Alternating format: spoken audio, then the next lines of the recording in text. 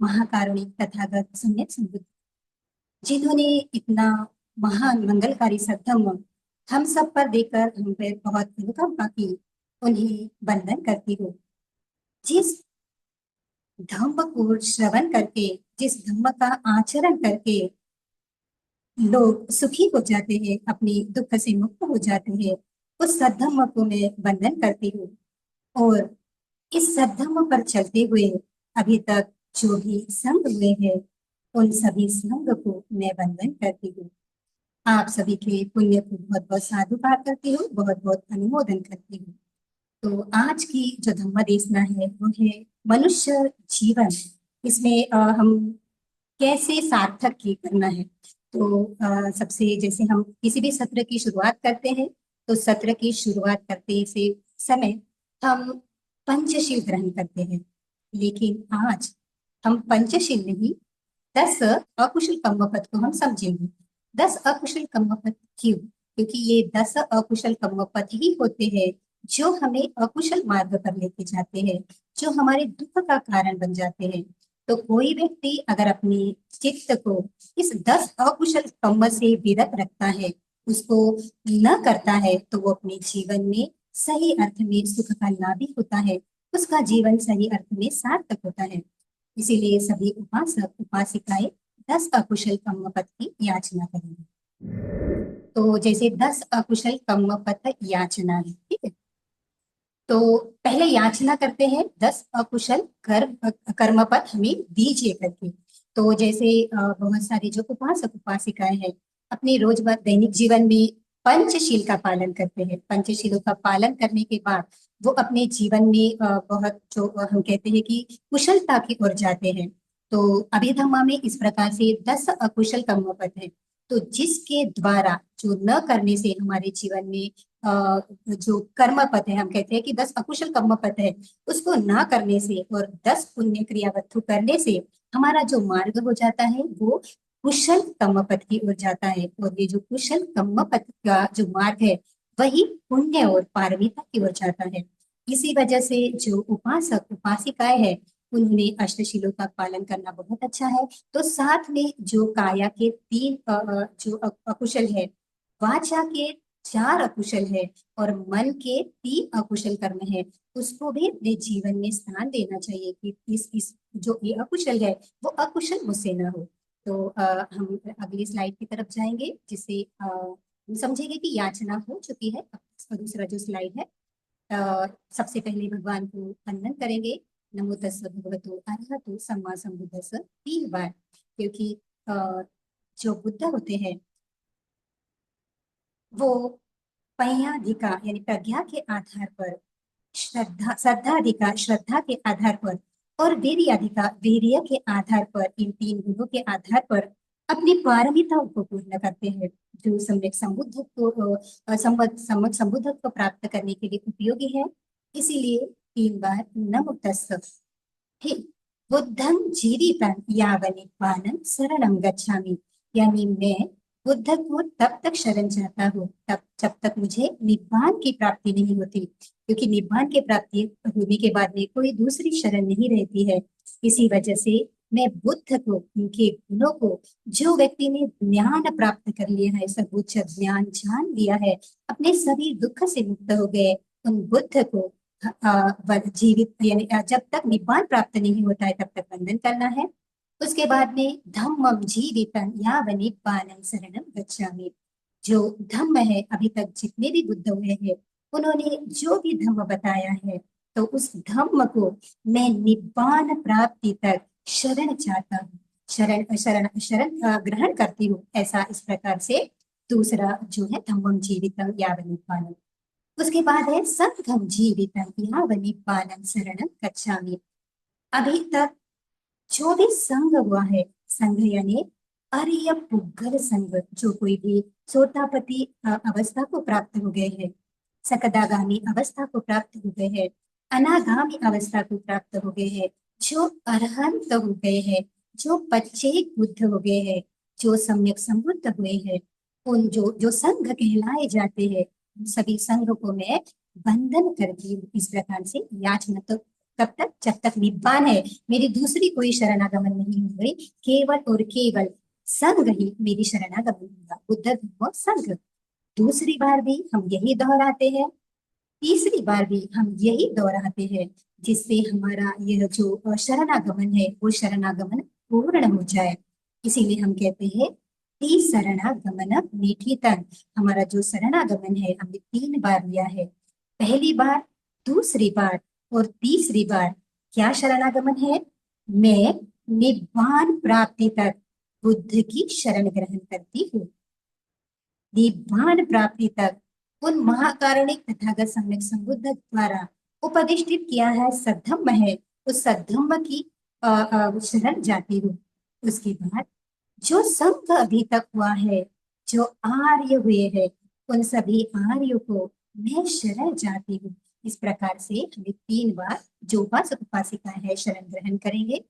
उसके बाद में है 10 अकुशल कर्म कथा, यानी कौन सी जो कर्म है जिसके किए जाने के द्वारा जो व्यक्ति है वो अकुशलता में जाता है, अपाय में जाता है।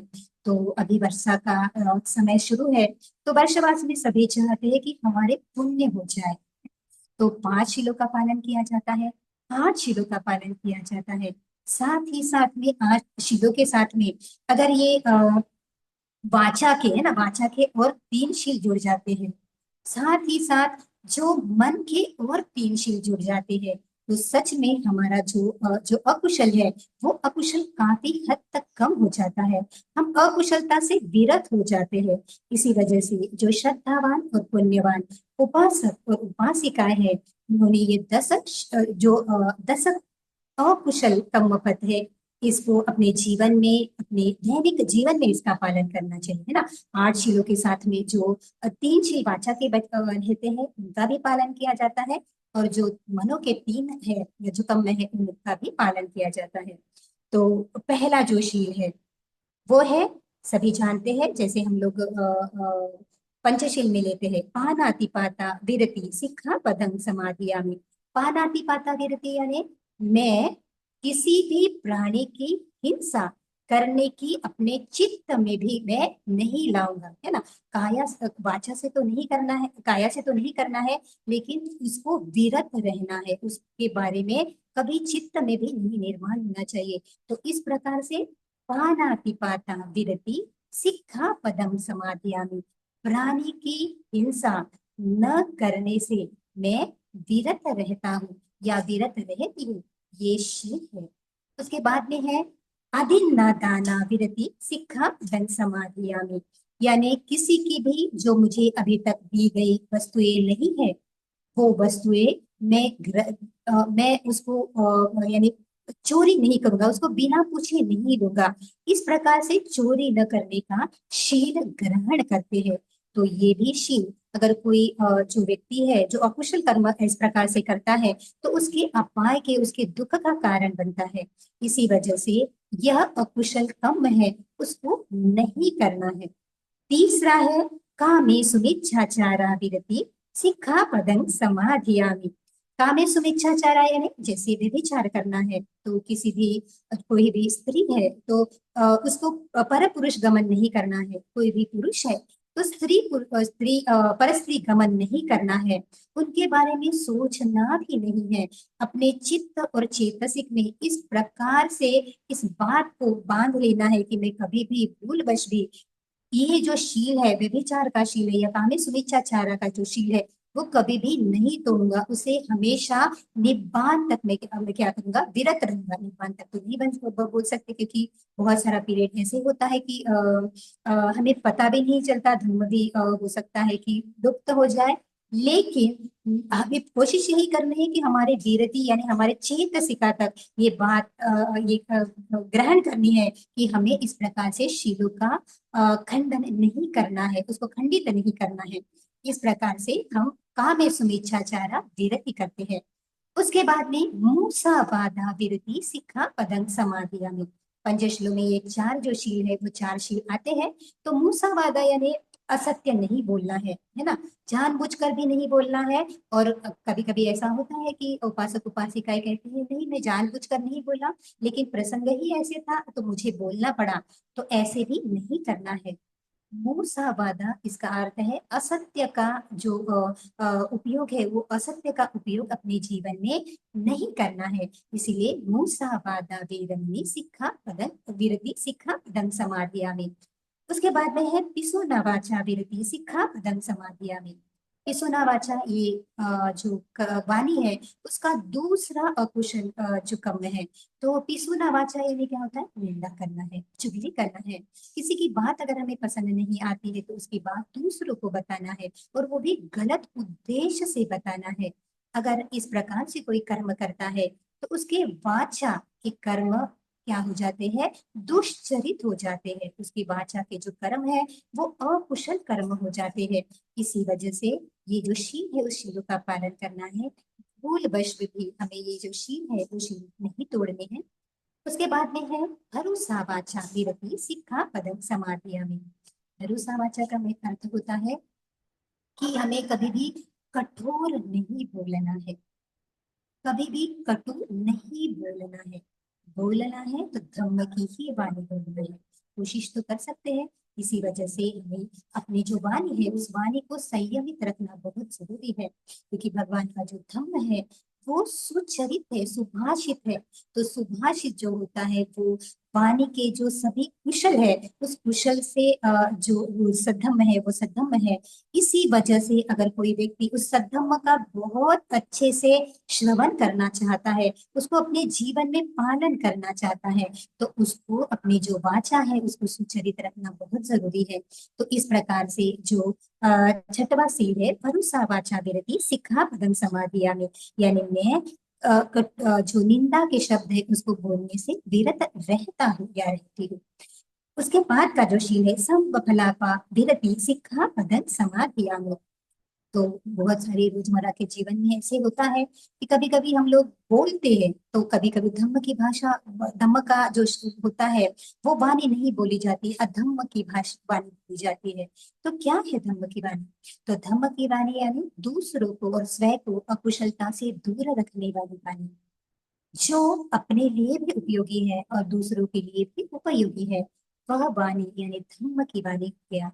और जो वाणी ऐसे ही बोली जा रही है जिसका कोई भी जो हम कह सकते हैं हमारे जीवन में उसका कोई उतना महत्व नहीं है, लेकिन बोलने के लिए वाचा का उपयोग किया जाता है। तो वैसे संपकलापा विरति, यानी कोई भी मैं इस प्रकार से अपनी वाचा को मैं अधम्म के इसमें नहीं लगाऊंगा या फिर मैं निरर्थक नहीं बोलूंगा। तो ये जो शील होता है वो होता है संपकलापा विरति सिक्खा पदम समादियामि। तो ये वाचा के तीन चार अकुशल कम हो गए, तो उसको नहीं करना है, विरति यानी उसको मैं नहीं करूंगा, इसकी शिक्षा मैं ग्रहण करता हूँ। उसके बाद में है अभिज्ञा विरति सिक्खा पदं समादियामि। तो अभिज्ञा क्या होता है? अभिज्ञा होता है लोभ। लोभ अगर हमारे चित्त में, अगर किसी के भी चित्त में लोभ है, चाहे छोटी बात के लिए हो चाहे बड़ी बात के लिए हो। बड़ी बात के लिए तो बहुत लोगों के इसमें लोभ होता है, लेकिन अगर छोटी बात के लिए भी अगर लोभ है, आसक्ति बनी होती है, तो वह व्यक्ति अपने कुशल कर्म की ओर नहीं जा सकता। उसको जो अपना जो चित्त का लोभ है वो उसका त्याग करना बहुत जरूरी है। इसी वजह से अभिज्ञा विरति, मैं अपने चित्त से जो लोभ है किसी भी वस्तु के लिए है, किसी भी व्यक्ति के लिए है, तो ये लोभ से मैं विरत रहने की शिक्षा ग्रहण करता हूँ। तो ये हो गया है मन का मन का जो होता है वो कर्म होता है कि अभी मैं कभी भी अ, जो मैं अभी जयने में कभी भी लोभ नहीं करूंगा। उसके बाद में होता है व्यापादा विरति सिक्खा पदं समाधियामि। व्यापादा यानी द्वेष।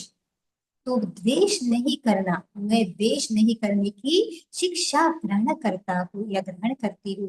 तो चित्त में ऐसे होता है तो कभी लोभ निर्माण होता है, कभी द्वेष निर्माण होता है, लेकिन लोभ भी हमारा हमारे अपाय की ओर लेके जाता है और द्वेष भी हमें हमारे अपाय की ओर लेके जाता है। इसीलिए मन से भी मैं द्वेष नहीं करूंगा, है ना। तो मन में ही अगर वे द्वेष नहीं रहा, मन में भी अगर व्यापादा नहीं रहा, तो इस प्रकार से उसका जो अकुशल है वो कम हो जाता है, वो अपनी कुशलता की ओर बढ़ता है। इसीलिए व्यापादा विरति सिक्खा पदं समाधियामि। उसके बाद का शिव है मिच्छादिठि विरति सिक्खा पदं समाधियामि। अभी मिच्छादिठि क्या है? भगवान ने जो मिच्छादिठि बताए हैं अलग अलग सूत्र में अगर हम देखेंगे तो 85 प्रकार की मिच्छादिठि है। तो मिच्छा दिट्ठी यानी मैं अपनी दिट्ठी है, अपनी जो दृष्टि है वो गलत नहीं रखूंगा। तो गलत नहीं रखूंगा यानी क्या करूंगा? तो जो भगवान ने बताया है सब धम्म है, वो मेरे लिए भगवान ने बहुत अनुकंपा करके बताया है।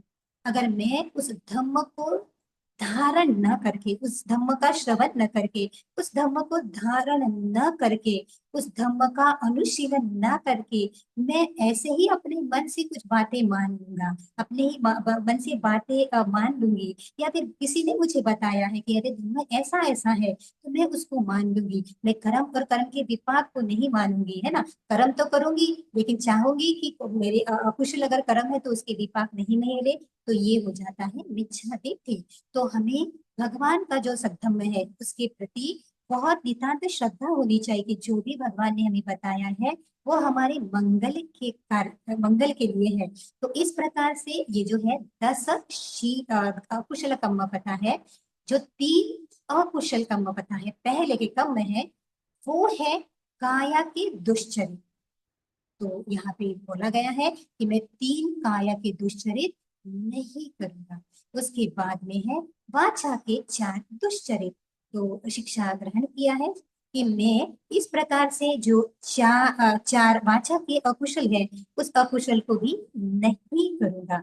और जो 3 मन के अकुशल है, जो सभी इसकी जड़ है, ये जड़ ही मैं निकालने का प्रयास करूंगा। अपने मन में लोभ, द्वेष और मोह, इस मोह को मैं त्यागूंगा। इस प्रकार से ये 10 अकुशल कर्म पथ जो है उसे मैं विरत रहने की शिक्षा ग्रहण करता हूँ। इस प्रकार से ये जो 10 अकुशल कर्म पथ है, तो आज 10 अकुशल कर्म पथ क्यों हमने आपको बताए?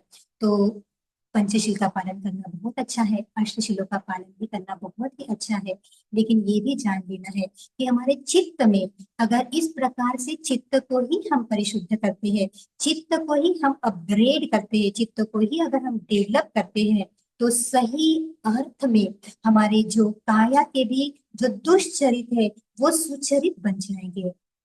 हमारे वाणी के भी जो दुष्चरित है वो सुचरित बन जाएंगे। तो मन के भी हमारे जो अकुशल है, तो काया और वाणी के हमने अकुशल को जो धीरे धीरे कम किया, संयमित किया, तो हमारा मन भी कुशलता की ओर जाएगा। इसी वजह से ये 10 अकुशल कर्म पद आपको बताए गए हैं।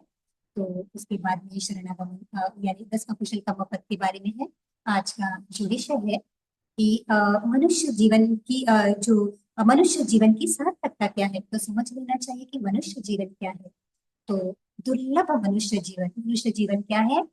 दुर्लभ है। कैसा दुर्लभ है? तो भगवान कहते हैं ये जो गाथा है उस गाथा में बताया है, किच्छु मनुष्य पटिलाभो किच्छन मज्जान जीवितम किच्छन सद्धम वसवनम किच्छु बुद्धानु उत्पादन। तो किच्छ मनुष्य पटिलाभो यानी मनुष्य का जो जन्म है, वो मनुष्य का जन्म लेना क्या है? कठिन है, बहुत दुर्लभ है। मनुष्य का जीवन बहुत इजी से नहीं मिलता है ना, सरलता से नहीं मिलता है। कैसे नहीं मिलता? तो भगवान के जो वचन है उस वचन में एक बार का दृष्टांत है कि जैसे मान लीजिए कि ये संपूर्ण जो पृथ्वी है, इस पृथ्वी में बहुत बड़ा महासागर, बहुत बड़ा महासागर है, और इस महासागर के एक जो किनारा है उस किनारे पर एक कछुआ है। और वो कछुआ कैसा है? अंधा है ना। तो कछुआ अंधा है, और एक जो हम कहते हैं कि लकड़ी का जो एक ऐसा गोला है ना, एक तख्ती है उसमें गोल बना हुआ है, वो भी बहुत छोटा गोल है। तो जो कछुआ है वो कछुआ 100 साल में एक बार जो अपना जो सर है वो पानी के अंदर रहता है, तो वो सर 100 साल में एक बार पानी के ऊपर उठाता है और अपनी यात्रा करता रहता है। तो देखिए एक छोर पे वो कछुआ है और वो जो जो तख्ता है या जो गोल है, जो लकड़ी का गोल है, वो दूसरे छोर पे है। तो ये तो कितना असंभव है कि वो पानी में बहते बहते वो कछुए तक आ जाएगा। और कछुआ तभी जब उसके पास में आएगा, तभी वो अपना जो सीप है उस जो लकड़ी का जो तख्ता है और जो लकड़ी का जो छेद है, उस लकड़ी के छेद में अगर डाल देगा, तो कितना दुर्लभ है, कितना कठिन है। इजी बात तो नहीं है, क्योंकि महासमुद्र है, बहुत पानी है, और उसमें जो कछुआ है वो भी एक छोर पर है, उसे भी दिखता नहीं है, साथ सा देख नहीं सकता कि कहाँ पे वो जो लकड़ी का गोला है कि वो मेरे सर यानी मुझे मिल जाए, है ना। ऐसे भी नहीं होता, क्योंकि देख ही नहीं सकता है। तो देख नहीं सकता, अभी जा से भरा पड़ा है, और 100 साल भी एक बार निकलता है, तो कितना दुर्लभ हो जाता है। तो इसी प्रकार से मनुष्य का जन्म लेना बहुत ही दुर्लभ है, बहुत कठिन है। उसके बाद में मनुष्य का जीवित रहना भी कठिन है। देखिए आजकल तो अब किसी का ऐसे बता ही नहीं सकते कि कब उनका जो वो जीवित रहना है वो समाप्त हो जाए, कब उनके पुण्य कर्म समाप्त हो जाए। हम रोज अखबारों में पढ़ते हैं कि इस प्रकार से कोई ना कोई दुर्घटना हो जाती है, जिसमें बहुत सारी जीवित हानि हो जाती है। तो और आज का जो परिवेश है वो भी इतना घृणा से भरा हुआ है। बहुत जो पुण्यशाली लोग होते हैं, श्रद्धावान संपन्न लोग होते हैं, वो कुशल कर्म में व्यस्त रहते हैं, अपना भी जीवन संयम में जीते हैं, सुख शांति से जीते हैं, और दूसरों के लिए भी सुख शांति का निर्माण करते हैं। लेकिन बहुत सारे लोग ऐसे भी है ना, बहुत सारे देश ऐसे भी है कि जहाँ पे जीवित रहना बहुत ही कठिन है, क्योंकि उन देशों में, उन जगह पे इस प्रकार से हिंसा फैली हुई है कि वो वहाँ का जो मनुष्य है वो जीवित नहीं रह सकता है, जीवित रहने में उसको बहुत सारा जो है कठिनाई आती है। इसीलिए मनुष्य का जीवित रहना भगवान कहते हैं दुर्लभ है, कठिन है। सत्धर्म श्रवण करना कठिन है ना। तो मनुष्य तो बहुत हमको इस पृथ्वी पर है, इस संसार में है, लेकिन देखिए जो भगवान बुद्ध द्वारा उपदेशित किया हुआ जो महान मंगलकारी सत्य है, जो सभी के दुख से मुक्त होने के लिए है और हमारे ही सुख के लिए है, उस सद्धम्म को श्रवण करना, मानता ही भी नहीं दो कि अरे ऐसा धर्म सचमुच भगवान ने बताए हैं। कभी कभी तो संप्रदाय के कारण नहीं मानते हैं, कोई लोग अपनी अभिज्ञा के कारण नहीं मानते, कोई तो लोग कहते हैं नहीं ये बुद्ध की वाणी नहीं है, इस प्रकार से नहीं बताया गया है, इस बात से भी नहीं मानते हैं। तो धर्म श्रवण करना कितना दुर्लभ है, कितना कठिन है। और कभी कभी तो ऐसे होता है कि सभी परिस्थिति भी है, मन में इच्छा भी है, लेकिन किसी कारणवश सद्धर्म का श्रवण नहीं कर सकते। तो सद्धर्म का श्रवण करना भी बहुत ज्यादा कठिन है, दुर्लभ है। इसीलिए भगवान कहते हैं सद्धर्म का जो श्रवण करता है वो बहुत ज्यादा पुण्यशाली है। बुद्ध का उत्पन्न होना कठिन है। देखिए हम तो बहुत पुण्यशाली है ना, उतने पुण्यशाली नहीं है, नहीं थे कि हमें साक्षात महाकाल तथागत सम्यक संबुद्ध जी के दर्शन हम साक्षात उनके दर्शन कर पाए। लेकिन अभी भी बुद्ध शासन पता भी नहीं, शायद हमें तो पता भी नहीं है कि शायद हम थे या नहीं थे, है ना। लेकिन आज हम इतने पुण्यशाली तो जरूर है कि भगवान बुद्ध जी का सद्धम्म इस पृथ्वी पर है, इस सद्धम्म इस संसार में है। तो सद्धम्म में हम उसको उसका जो अनुशीलन करके, उसको श्रवण करके, उसका पालन करके अपने जीवन की अकुशलता को दूर करते हैं। लेकिन सभी काल में तो ऐसा नहीं होता। बहुत सारे काल ऐसे जाते हैं, असंख्य काल ऐसे जाते हैं जहाँ पे महाकालिक तथा दशरथ बुद्ध उत्पन्न ही नहीं होते। तो अगर उत्पन्न ही नहीं होते तो उन लोगों को क्या सही है ये समझ में नहीं आता, क्या गलत है ये समझ में नहीं आता, और अपने जीवन में अकुशलता को प्राप्त करते हैं। देखिए मनुष्य जीवन है ना, जीवित भी रह रहे हैं, लेकिन बुद्ध का धम्म ही नहीं है। इसी वजह से अपने निब्बान को प्राप्त नहीं कर सकते, अपने दुख से मुक्त नहीं हो सकते। तो भगवान बुद्ध के सद्धम्म को श्रवण करना, उनका जो धम्म है श्रद्धा पूर्वक श्रवण करना, श्रद्धा पूर्वक उनका अनुशीलन करना, और श्रद्धा पूर्वक उनका पालन करना बहुत जरूरी है। इसी वजह से दुर्लभ है। उसके बाद है 31 प्रकार की भूमि। अभी मनुष्य का जन्म तो हमें मिल गया है, धम्म को हम श्रवण भी कर, हम जीवित भी है, और धम्म का श्रवण भी हम कर सकते हैं। तो मनुष्य का जीवन कैसे दुर्लभ है, 31 प्रकार की भूमि भगवान ने बताई, अस्तित्व की 31 प्रकार की भूमियां हैं। तो पहली होती है जो जिसे कहा जाता है अपाय की भूमि। तो अपाय की भूमि, जैसे 4 अपाय की भूमि है। तो आप सभी को पता होगा कि 4 अपाय की जो भूमि है वो है निरया, जिसे हम बोलते हैं कि निरय, जिसमें दुख ही दुख ज्यादा है। मनुष्य के बहुत ज्यादा अकुशल कर्म जो होते हैं, जो हम कहते हैं कि बहुत ही अ, अ, अकुशलता से भरे होते हैं, वो जो अकुशल कर्म होते हैं उसकी वजह से वो निरय में जाता है, अपाय में जाता है और दुख ही दुख सहन करते हैं। पता नहीं उसके जीवन के कितने दिन, वर्ष, कितने जो हम कह सकते हैं बहुत सारे कल्प भी, हजारों वर्ष, सैकड़ों वर्ष, कल्प तक ही भी वो अपाय भूमि में रह सकता है। कोई किसी किसी के कर्म इस प्रकार से होते हैं, दुख उनको इतना सहन करना पड़ता है। उसके बाद में है पेता ना, पेत भूमि यानी जो ऐसी भूमि है जो कोई व्यक्ति अपने लोभ के कारण, है ना, अंतिम जो चित्त होता है वो अंतिम चित्त लोभ निर्माण होता है, तो पेता भूमि में जन्म लेते हैं, पेता भूमि में होते हैं।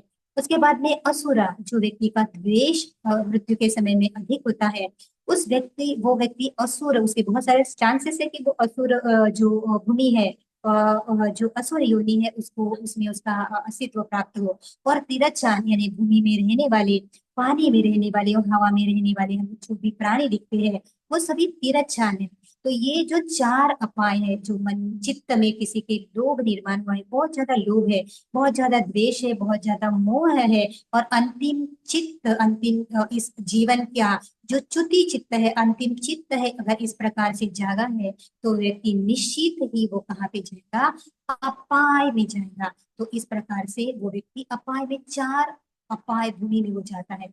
एक मनुष्य भूमि है जो हम अभी सभी लोग इस मनुष्य भूमि में हैं, जहाँ महाकाल तथागत सम्यक संबुद्ध का, भगवान का महान मंगलकारी सद्धम्म हम सभी श्रवण कर पा रहे हैं, उसको आचरण कर पा रहे हैं, ऐसे मनुष्य भूमि में हम हैं। उसके बाद में है 6 देवभूमि। तो देवभूमि में यहाँ पे जो पिक्चर है वहां पे आप डिटेल में देख सकते हैं। बहुत आप ये पहले भी आप सभी ने देखा होगा। तो इस प्रकार से 4 अपाय भूमि, एक मनुष्य भूमि और 6 देवभूमि है। तो देवभूमि में थोड़ा मनुष्य से ज्यादा सुख मिलता है, क्योंकि उनकी आयु दिव्य होती है, उनका जो पुण्य होता है वो दिव्य पुण्य होता है, इसी वजह से वो दिव्य जो सुख का है वो अनुभव करते हैं। उसके बाद में जो कोई व्यक्ति अपने अंतिम चित्त जिसका प्रसन्न है, जिसका बुद्ध धम्म और संघ के प्रति श्रद्धा में है, जिन्होंने अपने जीवन में बहुत सारे कर्म किए हैं, अच्छे कर्म किए हैं, अपने लोभ को, अपने दोष को, अपने मोह को जो कंट्रोल कर पाता है, संयमित रख सकता है, वो व्यक्ति का अंतिम चित्त अगर ऐसे निर्माण हुआ तो उसको देवभूमि प्राप्त होती है। फिर 16 रूप ब्रह्म भूमि, जो व्यक्ति अपनी जिसको ध्यान अवस्था प्राप्त होती है, ध्यान अवस्था प्राप्त होती है, वह व्यक्ति का जो चित्त है वो चित्त सूक्ष्म हो जाता है, उस व्यक्ति का जो चित्त है अकुशलता को बहुत कम कर देता है। तो ऐसा अगर मृत्यु के समय में चित्त जागा तो वो 16 रूप ब्रह्म भूमि में भी जन्म ले सकता है। और जो व्यक्ति, जो उसका जो चित्त है वो चित्त अभी बहुत काफी हद तक वो जो सूक्ष्म हो गया है, अभी शरीर की जो संवेदना है उस प्रकार से नहीं रही है, तो अभी बहुत ही सूक्ष्मता लेवल पर वो अपने ध्यान की अवस्था को प्राप्त हुआ है। और मृत्यु के समय में अगर कोई व्यक्ति इस प्रकार से उस चित्त में आए तो उसे अरूपा ब्रह्म भूमि है, उस अरूपा ब्रह्म भूमि में उसको जन्म मिलता है। तो इस प्रकार से 31 प्रकार की भूमि है। तो देखिए, मनुष्य की जो भूमि है एक ही है, यानी मनुष्य जीवन मिलना कितना है, बहुत ज्यादा दुर्लभ है। 4 अपाय की भूमि है, 6 देव भूमि है, 16 रूप ब्रह्मा भूमि है और 4 अरूपा ब्रह्मा भूमि है। लेकिन मनुष्य भूमि केवल एक ही है, इसी वजह से ये क्या है, दुर्लभ पुण्य है। उसके बाद में है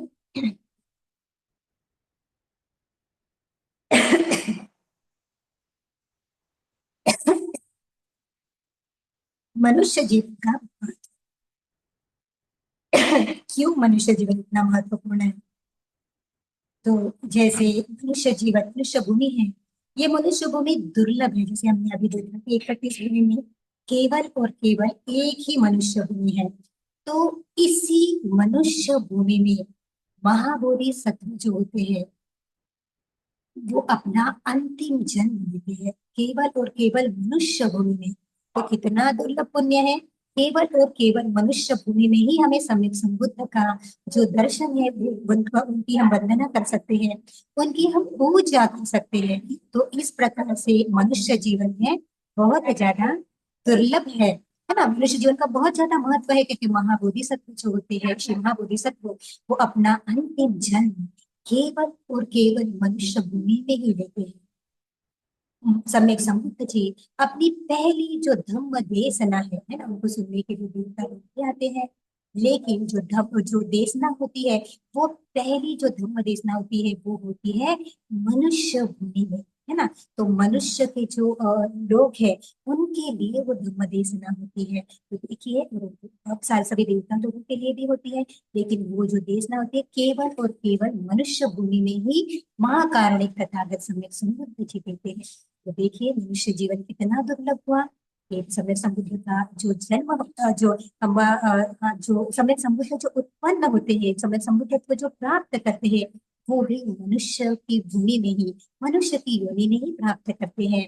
और पहली जो धम्म देशना है, वो धम्म देशना भी इसी मनुष्य भूमि में दी जाती है। और तथागत बुद्ध जी का जो कांसाय वस्त्रधारी संघ है, वो कांसाय वस्त्रधारी संघ भी हमें केवल और केवल मनुष्य जीवन में ही देखने को मिलता है, मनुष्य भूमि में ही देखने को मिलता है। ये कांसाय वस्त्रधारी संघ जो होता है, और वो भी बहुत सीमित प्रदेश में, जहाँ पे जो पुण्यशाली लोग होते हैं, उस पुण्यशाली लोगों के लिए ही जो ऐसे होते संघ निर्माण होता है। जहाँ अपुण्य होता है, जहाँ पे इस प्रकार से वातावरण नहीं है, वहां पे कभी भी संघ नहीं रहता है। तो जो पुण्यशाली लोग होते हैं, जो पुण्यशाली क्षेत्र होता है, वहीं पे जो महाकारुणिक तथागत सम्यक संबुद्ध जी के काषाय वस्त्रधारी संघ है, वो संघ हमें दिखाई देता है। तो ये भी बहुत दुर्लभ पुण्य है, और केवल मनुष्य जीवन में, मनुष्य की भूमि में ही यह होता है। तो देखिए, मनुष्य का जीवन है जो कितना दुर्लभ है। हम जान सकते हैं कि हमारा जो जीवन है, वो कोई सामान्य जीवन नहीं है। हम बहुत, सभी लोग बहुत पुण्यशाली है, क्योंकि हमारा जो जीवन है वो इस प्रकार से हमें महाकारुणिक तथागत सम्यक समुद्र जी द्वारा उपदिष्टित किया हो गया। यह जो सत्य सद्धम्म हमें प्राप्त मिला है, जो सत्य सत्य धम्म को श्रवण करके, उसका अनुशीलन करके, उसका पालन करके हम अपने जीवन में सुख प्राप्त कर सकते हैं। हम हमारे जीवन के दुख कम कर सकते हैं, और इतने कम हो जाते हैं कि वो हम नष्ट भी, पूरे नष्ट भी कर सकते हैं। वो इसी मार्ग से, जो मार्ग हमें महाकारुणिक तथागत सम्यक संबुद्ध जी ने दिखाया। तो देखिए कितना दुर्लभ है। लेकिन कोई कोई लोग होते हैं जो अविद्या से घिरे होते हैं, तो मानते ही नहीं कि 31 भूमि है। कहते हैं कि नहीं, मनुष्य की भूमि है, और ये जो प्राणियों की भूमि है, कोई देवता भूमि है या नहीं, हम नहीं मानते, क्योंकि हमें दिखाई नहीं देता है। तो ये मानते नहीं कि अपाय भूमि है, कि कर्म और कर्म के विपाक के अनुसार ये सब कुछ मिलता है। तो देखिए, भगवान बुद्ध जी का सद्गुण तो श्रवण करते हैं, लेकिन उनके वचनों पर भी विश्वास नहीं रखते हैं। तो इस प्रकार से उनका जो पुण्य है, वो पुण्य कम हो जाता है। वो समझ नहीं पाते कि ये जो सत्कर्म है, वो मेरे पुण्य के कारण, मुझे, मेरे कुछ तो भी पुण्य हो गए, लेकिन मुझे वो मिला है। लेकिन उस सद्धम्म को मैंने श्रवण नहीं किया बड़ी प्रकार से, है ना, बस ऐसे ही सुनना है, इसी वजह से सुना। तो इस वजह से मुझे तो हो सकता है, उस कर्म के विपाक की वजह से इस सद्धम्म पे मुझे विश्वास नहीं रहा है। तो देखिए, श्रद्धा युक्त से सद्धम्म श्रवण करना भी दुर्लभ पुण्य है ना। इसी वजह से सभी को श्रद्धा से भगवान का सद्धम्म है वो सुनना चाहिए, क्योंकि इस लोक में ही, इस मनुष्य भूमि में ही आपको भगवान जी का जो सद्धम्म है, वो मनुष्य की भूमि में आपको प्राप्त होगा, है ना। तो जब तक हमें मनुष्य की भूमि है, तो इतना सद्धम्म हमें अपने चित्त में उसको सिखाया बनना चाहिए, सीखना चाहिए, ताकि इस सद्धम्म के आधार पर मैं अपने अकुशल को दूर करूं, और इस काया को त्यागने के बाद ऐसी भूमि में मैं जन्म लूं, ताकि मुझे दुख बहुत कम, है ना, ऐसे तो नहीं होता कि दुख नहीं है, लेकिन दुख मुझे काफी हद तक कम मिले, मुझे सुख ही ज्यादा मिले, और वो सुख भी मुझे निब्बान प्राप्ति के लिए सहाय हो, है ना, मेरे पुण्य कर्म के लिए वो मुझे मैं उस सुख का उपयोग करूं। इस प्रकार से हमारे चित्त की चेतना होनी चाहिए। तो इसीलिए भगवान बुद्ध जी का जो सत्संग है, वो हमारे सभी के लिए मंगलकारी है। तो मनुष्य जीवन की सार्थकता क्या है? अभी हमने तो देखा कि मनुष्य जीवन का जो महत्व है वो महत्व कितना कितना अधिक महत्व है। तो अभी मनुष्य जीवन की सार्थकता किस चीज में है? कौन से ऐसे कर्म अगर हम करते हैं तो हम अपने तो मनुष्य जीवन जो होता है वो हमारा सार्थक हो जाता है। तो पहला है अपने सभी दुख चक्र से अगर हम मुक्त हो जाते हैं। दुख चक्र ही ये है कि हमें बार बार है ना इस दुख के इस तृष्णा की वजह से हम दुख चक्र में आते हैं। और दुख चक्र में आने की वजह से अनगिनत कल्पों तक हम अभी तक है ना अभी तक हम धम्मलाभी नहीं हुए हैं। अभी तक हम बस इस मार्ग पे चलने का प्रयास क्यों कर रहे हैं? क्यों कर रहे हैं? क्यों अभी तक इतने कल्प होने के बाद इतने सम्यक संबुद्ध होने के बाद में हम अभी तक निब्बान को प्राप्त नहीं हो पाए? इसका कारण है हमारे जो अकुशल है वो अकुशल हम कम नहीं कर रहे हैं। जब हम ये अकुशल कम कम काफी हद तक कम कर लेंगे और अपने जीवन में 10 पुण्य क्रियावत्तु के आधार पर हम पुण्य कर्म का कुशल पथ निर्माण करेंगे, तभी हमारी पारगी बनेगी। और हमारे चित्त से ये जो सभी अकुशलताओं की जड़ है, ये सभी अपाय की जड़ है, वो है लोभ, दोष और मोह। उस सब को हम क्या कर सकते हैं? नष्ट कर सकते हैं।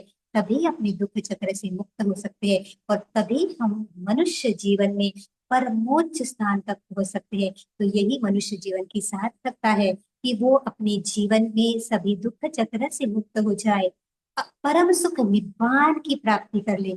तो जो व्यक्ति अपने सभी दुख चक्र को मुक्त कर हो जाता है उस व्यक्ति को परम सुख प्राप्त हो जाता है। तो भगवान कहते हैं कि परम निब्बान क्या है? परम सुख है। इसके श्रेष्ठ इससे श्रेष्ठ दुनिया इस संसार में कोई भी ऐसा हम कहते हैं सुख नहीं है जो इस सुख की रंच मात्र भी तुलना हम कर सकते हैं। तो कहीं अधिक कहीं अधिक भी नहीं बोल सकते कि दूसरे इस सुख के परमोच्च सुख है। उस सुख की कोई तुलना ही नहीं है। जो सत्व निब्बान की प्राप्ति कर लेता है वो सत्व अपने सभी दुख से मुक्त हो जाता है। वो सत्व परम सुखी प्राप्त होता है। क्यों? क्योंकि अभी वो दुख चक्र में नहीं आएगा। वो ना जाति में पड़ेगा, जाति ही नहीं है, जन्म ही नहीं है, तो बाकी के दुख भी वो सहन नहीं करेगा, उसको सहना नहीं पड़ेगा। इस प्रकार से तब वो व्यक्ति अपने जीवन में क्या होता है? सार्थक होता है। तो हमें प्रयास करना चाहिए कि हमारे भी इस जीवन में हमें अपने दुख चक्र से मुक्त होना है। अपने परम सुख निब्बान की प्राप्ति के लिए हम सभी तो इसी प्रयास कर रहे हैं। आज आप पंचशीलों का कोई पालन कर रहा है, अष्टशीलों का पालन कर रहा है, दशशीलों का पालन करता है। कोई सामने भी है, भिक्खु है, भिक्खुनिया है। ये क्यों कर रहे हैं हम सब कुछ? क्योंकि हमें अपने जीवन के सभी दुख से मुक्त होना है। ये एकमात्र लक्ष्य है। हमारे जीवन में हमें परम सुख निब्बान की प्राप्ति करना है। ये हमारे जीवन का अंतिम लक्ष्य है। ये मनुष्य जीवन की सार्थकता है। लेकिन समझना चाहिए ना कि मनुष्य के जीवन की सार्थकता प्राप्त करने के लिए एक ही जीवन नहीं हो सकता। एक ही जीवन में हम सभी पुण्य एकत्रित नहीं कर सकते, क्योंकि निब्बान कभी भी एक ही जीवन में प्राप्त नहीं हो सकता। क्यों नहीं हो सकता? कारण भी है ना, क्योंकि किसी जो बात कही गई है भगवान जी के द्वारा, सभी के पीछे कारण है और सभी के जो कारण है उसका भगवान ने पूर्ण तरह से उनकी देशना हमें दी है। तो निब्बान एक जीवन में प्राप्त क्यों नहीं कर सकते? क्योंकि अकुशल कर्मों है ना। अकुशल कर्म अभी भी हमारे बाकी है। हमारा चित्त अभी भी उस प्रकार से कुशल नहीं हुआ है। अभी भी अकुशलताओं के मूल से भरा हुआ है। अकुशलता की कर्म की जड़ हमारे चित्त में है। इसी वजह से हम एक जीवन में निब्बान प्राप्त नहीं कर सकते। लेकिन कोई व्यक्ति ऐसे होता है कि अपनी पुण्य पारमिता करते करते अपने सभी अकुशलताओं को नष्ट कर सकता है। वो व्यक्ति अपने जीवन में निब्बान को प्राप्त कर सकता है। तो महाबोधिसत्व जो है उन्होंने अपने जो पुण्य पारमिता है ना, उनको तो बहुत पुण्य पारमिता लगती है, क्योंकि ये धम्म जो नष्ट हो गया है उस धम्म को फिर से बहुत, जैसे हम बोलते हैं कि बहुत प्रयत्न से उसको खोज निकालना, उसको ढूंढना, उसको ज्ञान प्राप्त करना, ये दुर्लभ पुण्य है। इसीलिए उनके जो है ना कम से कम 4 असंख्य 1 लाख कल्प के पुण्य पारमिता लगते हैं बोधि सत्व को सम्यक संबुद्ध बनने के लिए। तो ये तो पुण्य पारमिता है, लेकिन इसके पहले भी है ना, वचन में वाणी में लाने के लिए भी उन्हें पारमिता की आवश्यकता है। मन में लाने के लिए किसी व्यक्ति के, मनुष्य के जीवन मन में अगर यह कि मैं सम्यक संबुद्ध बनना चाहता हूँ, तो उसके लिए भी पुण्य आवश्यक है ना। बिना पुण्य के उसके चित्त में नहीं आ सकता कि मैं इस प्रकार से अपने जीवन सम्यक संबुद्ध बनूं। तो उसके लिए भी चित्त में धारण करने के लिए भी पुण्य चाहिए, और उसको वाणी में किसी सम्यक संबुद्ध के सामने ये संकल्प करने के लिए कि मैं सम्यक संबुद्ध बनना चाहता हूँ, इसके लिए भी पुण्य चाहिए। और इस प्रकार से ना वो भी कुछ बातें हैं, लेकिन उसके लिए भी पुण्य जरूरी है। और उसके बाद जब कोई महाकाली तथागत सम्यक संबुद्ध घोषणा कर देता है कि ये भविष्य में आगे बनने वाले सम्यक संबुद्ध बनेंगे, तो तब से लेकर उस अवस्था से निब्बान प्राप्ति तक कम से कम 4 असंख्य 1 लाख कल्प की कम से कम पारमी पूरी करनी पड़ती है। कोई कोई सत्व 8 असंख्य 1 लाख कल्प, कोई 16 असंख्य 1 लाख कल्प की पारमिता पूर्ण करता है। तो देखिए कितना दुर्लभ है बुद्ध का उत्पन्न होना, कितना दुर्लभ है अपने दुख से मुक्त होना, है ना। कोई भी व्यक्ति अगर दुख से मुक्त होना चाहता है, तो उसको भी कंटिन्यूएशन में, यानी ऐसे नहीं कि आज मैंने पुण्य कर दिया और कल नहीं करूंगा, ऐसे नहीं करना है। निरंतर पुण्य कर्म करते रहना। तो जो व्यक्ति निरंतर पुण्य कर्म करता है, निरंतर अपने चित्त से ये अकुशलताओं को नष्ट करता है, वो व्यक्ति के बहुत ज्यादा जो है ना संभावनाएं है कि वो अपने दुख से बहुत जल्दी से मुक्त हो जाए। तो इस प्रकार से हमें हमारा जो जीवन मिला है, मनुष्य जीवन मिला है, उस मनुष्य जीवन में हमें इस प्रकार से अपने जीवन को सार्थक, अगर हम चाहते हैं सार्थक बनाना, तो यही एक मनुष्य के जीवन की सार्थकता होती है। तो मनुष्य जीवन सार्थक बनाने के लिए क्या करना चाहिए ना। अभी तो हमने समझा कि मनुष्य जीवन इस प्रकार से हमें दुर्लभ मिला, दुर्लभ है हमारा पुण्य, दुर्लभ है कि हमें मनुष्य जीवन मिला है। दुर्लभ है कि कोई व्यक्ति अपने जीवन में निब्बान का प्रयास प्राप्त करे, ये भी दुर्लभ है। तो हम सभी चाहते हैं कि हमारे जीवन में हमें ये जो सार्थकता है वो प्राप्त हो जाए, हमें निब्बान प्राप्ति हो जाए। तो एक जन्म के लिए नहीं है, तो कैसे हम जल्दी से जल्दी इस निब्बान को प्राप्त कर सकते हैं। तो इसीलिए पहला है अधम्म से सदैव दूर रहना चाहिए। भगवान कहते हैं सब पाप सकरणं कुशल उपसंपदा सचित्त पर्युत्पन्नं एतन बुद्धानुशासना। अकुशल कर्म से दूर रहना चाहिए, सदैव दूर रहना चाहिए। जो कोई व्यक्ति चाहता है कि मैं इस भव चक्र से दूर हो जाऊं, इस भव चक्र को नष्ट कर दूं, अपने जीवन में परम सुख की प्राप्ति करूं, उस व्यक्ति ने अपने जीवन से अकुशलताओं को नष्ट करना बहुत ज्यादा जरूरी है। इसी वजह से आपको जो 10 अकुशल कर्म पथ है वो बताए गए कि इसको आप अगर नष्ट करते हैं, तो आप इस अधर्म से दूर रह पाएंगे, अपने जीवन में अकुशलता से दूर रहेंगे। तो हमें पालन करना है हमारे जीवन में, है ना, कि ये जो काया के वाचा के और जो मन के जो अकुशल है, उसको हमें नहीं करना है। इस प्रकार कोई व्यक्ति अपने जीवन में जीवन को सार्थक बना सकता है। उसके बाद में है धम्म का अनुगमन करने के बाद में बहुत श्रद्धा युक्त से धर्म श्रवण करना है। मैंने अभी आपको बताया है कि अभी यहाँ पे भगवान बुद्ध जी का सद्धम्म इस पृथ्वी पर है, संसार पर है, लेकिन सभी लोग इस सद्धम्म को श्रवण नहीं कर पाते। क्यों नहीं कर पाते? क्योंकि श्रद्धा से उस सद्धम्म को नहीं श्रवण किया, है ना। तो उस कर्म के विपाक विपाक की वजह से आज भी ऐसे लगता है कि अरे हाँ, धम्म तो श्रवण करना चाहिए, लेकिन कुछ ना कुछ कारण आ जाता है। तो व्यक्ति ऐसे होता है कि बिहारों के बाद बाहर ही रहता है, वर्षा का वर्षवास का समय है, तो बहुत सारे जो बिहार है वहां पे भी भिक्षुनियां होती है। तो धर्म की देशना करते हैं, लोगों पर अनुकंपा करते हैं, लेकिन धर्म श्रवण करने के लिए बिहारों में नहीं जाते हैं। तो बिहारों में नहीं जाते हैं तो क्या करते हैं, धर्म को समझ में ही नहीं पाते हैं कि मेरे लिए भगवान ने क्या अच्छा बताया है। तो अगर पता ही नहीं चला है कि क्या अच्छा बताया है, तो कैसे पालन करेगा कोई। तो इसी वजह से धर्म को श्रद्धा पूर्वक उसको क्या करना चाहिए, श्रवण करना चाहिए। तो एक छोटी सी मुझे कहानी याद आ रही, कथा है। तो एक बार ऐसे ही जो एक यक्षिणी थी, वो यक्षिणी अपने पुत्र को लेकर भगवान जहाँ धम्म की देशना देते हैं, वहां पे जाती है और धम्म श्रवण करती है। तो धम्म श्रवण करते समय ऐसा होता है कि उसके जो छोटे छोटे जो बच्चे हैं वो कोलाहल करते हैं। तो कोलाहल करते हैं तो वो उन्हें समझाती है कि आपको कोलाहल नहीं करना है, शांति बनाए रखनी है। क्यों? क्योंकि मुझे भगवान का सद्धम्म श्रवण करना है। उस सद्धम्म को श्रवण करके ही मैं अपने दुख से मुक्त हो सकती हूँ। आप भी इस सद्धम्म को बहुत अच्छे से श्रवण कीजिए। तो देखिए, जो व्यक्ति अपने दुख से मुक्त होना चाहता है वो इस प्रकार से सद्धम्म को बहुत श्रद्धा से सुनता है और श्रद्धा से सुन के उनका पालन करता है। श्रद्धा से सुन तो लिया, चित्त में प्रसन्न हो गया, चित्त में कुशलता आ गई, लेकिन अगर आचरण में ही नहीं लाया तो कभी भी हमारा कल्याण नहीं हो सकता। तो इसी वजह से जो धर्म को श्रवण किया है उसको अपने जीवन में पालन करना जरूरी है।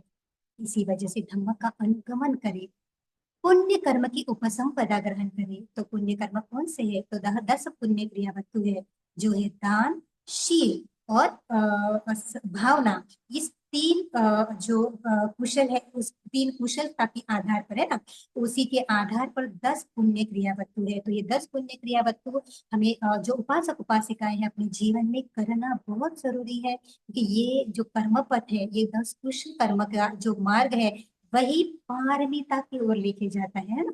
पुण्य करेंगे तभी तो पारमिता की ओर जाएगा। तो ये पुण्य हमेशा से श्रद्धावान और पुण्यवान उपासक उपासिका ने करनी चाहिए। उसके बाद में मैत्री करुणा चित्त जो भावना है उससे हमारा जो चित्त है प्रकाशित करना चाहिए।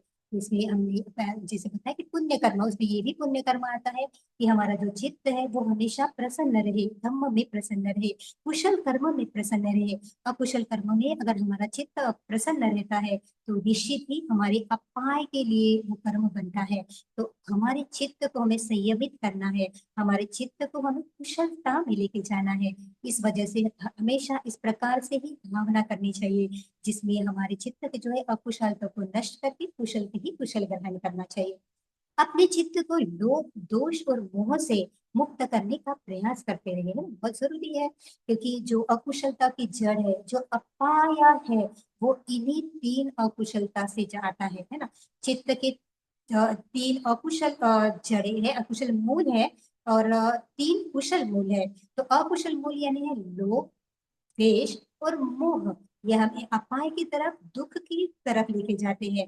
और जो कोई व्यक्ति इन तीन अकुशल को पूरी तरह से नष्ट कर देता है और अपने चित्त में जो है अलोभ और दोष और जो समाधि या फिर हम कहते हैं प्रज्ञा, इसको अपने चित्त में स्थान देते हैं, है ना। तो वो व्यक्ति अपने जीवन में परम सुख की प्राप्ति करता है। तो बहुत जरूरी है कि इस लोभ को, द्वेष को और मोह को जानना है कि अगर चित्त में निर्माण हुआ है, मतलब हमेशा तो नहीं जान सकते, लेकिन प्रयास करना चाहिए कि सती में रह के हम अपने चित्त को जान सके। क्योंकि चित्त में ही अगर हम इसे कंट्रोल कर पाते हैं तो काया में और बची में भी हम इसको कंट्रोल संयमित रख पाते हैं। तो इसी वजह से हमारे चित्त में इस प्रकार की अकुशलता आई है तो सबसे पहले हमें पता चलता है। तो इस वजह से वहीं पे हमें उसको स्टॉप करना है, उसे वहीं पे हमें उसको संयमित करते रहने का प्रयास करना है। तो तथागत बुद्ध जी के जो दुख मुक्त का जो मार्ग है वो निब्बान प्राप्ति है ना। भगवान बुद्ध जी द्वारा उपदेशित किया हुआ जो सद्गम है उसका, उसकी हर एक देशना ही निब्बान से भरी हुई है। उसकी हर एक देशना में ही भगवान ने हमें दुख मुक्ति के लिए बताया है। उनकी हर एक महाकारुणिक तथागत सम्यक संबुद्ध जी की हर एक देशना का अंतिम लक्ष्य ही हमें हमारे सभी दुख से मुक्त करने के लिए है। लेकिन सबसे पहले है एक उत्तम मनुष्य बनना। अगर कोई उत्तम मनुष्य नहीं बनता है अपने जीवन में, अपने जीवन को सार्थक रूप से नहीं जीता है, तो वो व्यक्ति कदापि निब्बान को प्राप्त नहीं हो सकता। क्योंकि अगर उस व्यक्ति में अकुशल है, अगर उस व्यक्ति में अकुशलता है और कुशलता को उसने संपादित नहीं किया है ना, सब पाप करणम, सबसे पहले अकुशलताओं को नष्ट करना है। कुशलस्य उपसंपदा, कुशलता की संपदा ग्रहण करनी है। और ऐसे करते रहने से, निरंतर निरंतर कहते रहने से ही हमारा जो चित्त होता है वो क्या होता है, परिशुद्ध होता जाता है। हमारा चित्त जो होता है वो अपग्रेड होता जाता है। तो यही महाकारुणिक तथागत सम्यक संबुद्ध जी की शिक्षा है। तो इस शिक्षा को आप सभी श्रद्धायुक्त चित्त से ग्रहण कीजिए। आप सभी इस सद्गम को बहुत बड़ी प्रकार से योनिसो मन स्वीकार कीजिए। इस सद्धम्म को ग्रहण करके अपने जीवन का अविभाज्य भाग बना दीजिए। जो व्यक्ति धम्म को अपने जीवन का अविभाज्य भाग बना देता है, वो व्यक्ति कभी भी दुख में नहीं पड़ता है। वो व्यक्ति अपने जीवन में सुख ही सुख प्राप्त करता है। तो हम सभी, आप सभी के लिए मंगल कामना करते हैं कि जो भी भगवान बुद्ध जी के सद्धम्म है, उनको आप बुरी प्रकार से श्रवण कीजिए, अपनी अकुशलताओं से दूर रहने का प्रयास कीजिए, अपने चित्त को अपग्रेड करने का, अपने चित्त को विकसित करने का, डेवलप करने का निरंतर प्रयास करें। मंगल हो, सुखी हो।